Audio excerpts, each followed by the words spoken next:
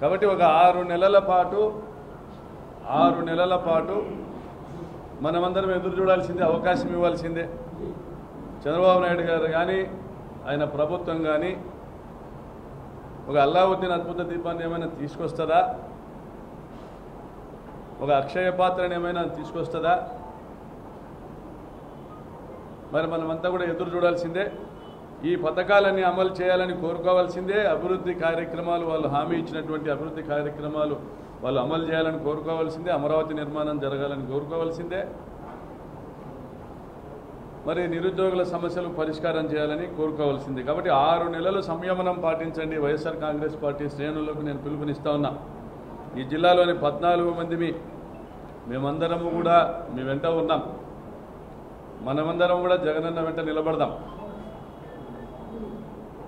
మనము గత ప్రభుత్వము ఏర్పడినప్పుడు మనం గెలిచినప్పుడు ఒక మెసేజ్ ఇచ్చాం, ఒక వాయిస్ మెసేజ్ ఇచ్చాం, ఒక శాంతికి పిలుపునిచ్చాం. ఓటమి బాధలో నిరాశ నిస్పృహల్లో తెలుగుదేశం పార్టీ వాళ్ళు దాడులు చేసినా ఓర్చుకోండి, సహించండి, వీలైతే వారిని దగ్గర తీసుకోండి అని. అది మన నైజం. మరి ఈరోజు 3 రోజులుగా దాడులు జరుగుతూ ఉన్న జిల్లాలోని తెలుగుదేశం పార్టీ ఎమ్మెల్యేలు కానీ, పరిటాల సునీత కానీ, ఆ పార్టీ పెద్దలు కానీ దాడులు పాల్పడడం కరెక్ట్ కాదు, ఇది సరికాదు, ఇది ఆటవికం అనేటువంటి ఒక మాటను కూడా వాళ్ళ నోటి నుంచి ఉచ్చరించకపోవడం గమనించమని కోరుతా ఉన్నా. అయినా మీ వెంట మేమున్నాం. చట్టాన్ని నమ్ముదాం, పోలీస్ వ్యవస్థను నమ్ముదాం. ఎటువంటి దాడి జరిగినా కాగితం మీద కంప్లైంట్ ఇచ్చి వాట్సాప్లో పెట్టమని కోరుతా ఉన్నా.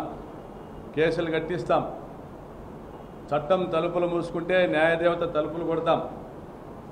తప్పనిసరిగా ఎఫ్ఐఆర్లు చేయిస్తాం, కేసులు విచారణ జరిపిస్తాం. మిమ్మల్ని మేము కాపాడుకుంటాం. చట్టబద్ధంగా ప్రజాస్వామ్యయుతంగా పోరాడదాం. మరి అవకాశం ఇచ్చారు కాబట్టి ప్రజల నిర్ణయాన్ని గౌరవిద్దాం. అదేవిధంగా వారు మంచి చేస్తే కూడా స్వాగతిద్దాం, ఇచ్చిన హామీలని నిలబెట్టుకుంటే కూడా స్వాగతిద్దాం. మనకంటే మెరుగైన పాలన అందించినప్పుడు తప్పనిసరిగా మనం స్వాగతించాల్సిందే. దానికి 6 నెలల సమయం ఇద్దాం. అందరూ కూడా వైఎస్ఆర్ కాంగ్రెస్ పార్టీ శ్రేణులందరూ కూడా ముందు ఓటమి బాధ నుంచి బయటికి రండి. గెలుపోటములు దైవాధీనములు. ప్రజాస్వామ్యంలో గెలుపు సహజమే, ఓటమి సహజమే.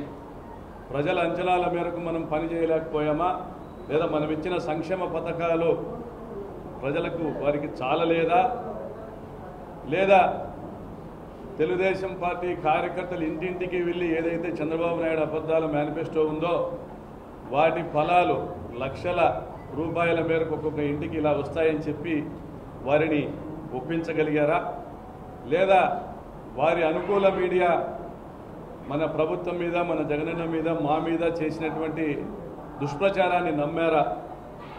ఇది నిజము నిలకడగా తెలుస్తుంది. కాబట్టి అందరూ కూడా సంయమనం పాటించమని కోరుతా ఉన్నాం.